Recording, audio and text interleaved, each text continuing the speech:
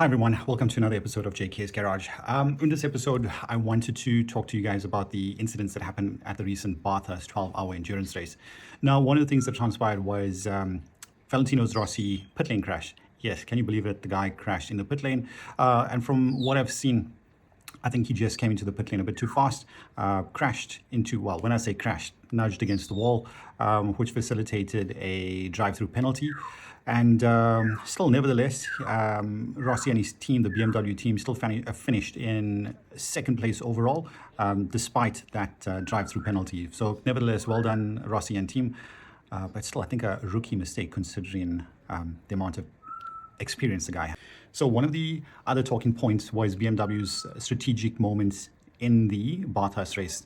What BMW essentially did was there were new regulations pertaining to fuel management. They used this to their advantage.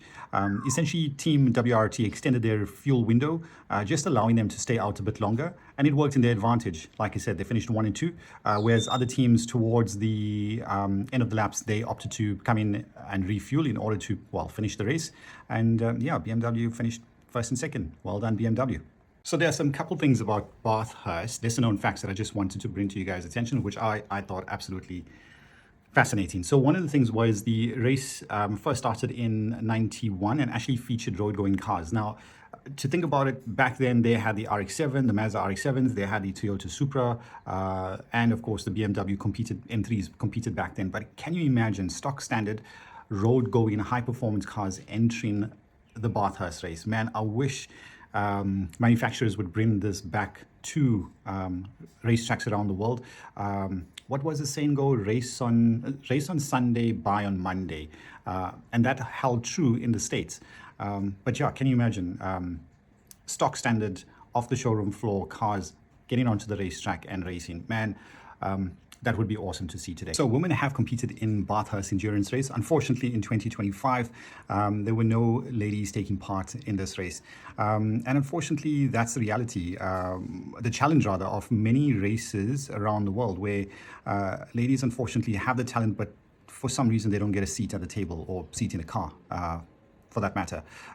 Like I said, ladies have raced at Bathurst, but unfortunately in 2025 they have not. Yeah, I would just like to see more ladies competing in these events, like the introduction of ladies in other motorsport around the world. Makes a big difference. I've seen some ladies race, and oh my God, it's amazing. They compete at the highest level.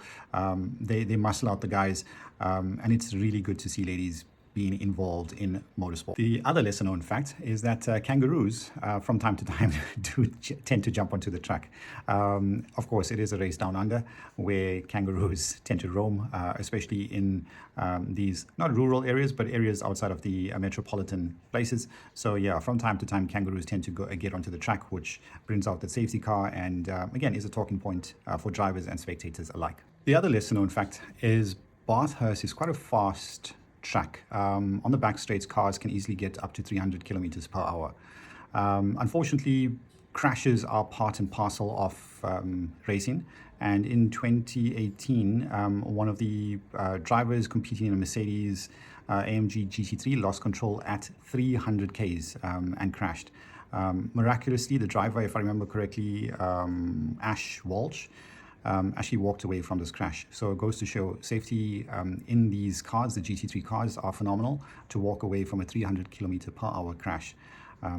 Yeah, check on Google, on YouTube for that crash. The other lesser known fact was the closest win in Bathurst history. This was in 2014, and it was just 0.41 of a second between first and second place. Can you imagine that? 0.41 second between first and second. The other lesser known fact is the most wins for a manufacturer, and this was done by Audi. So well done, Audi. They had a record 3 consecutive wins from 2011 to 2013. Yeah, all-wheel drive, well done, Quattro, well done, Audi.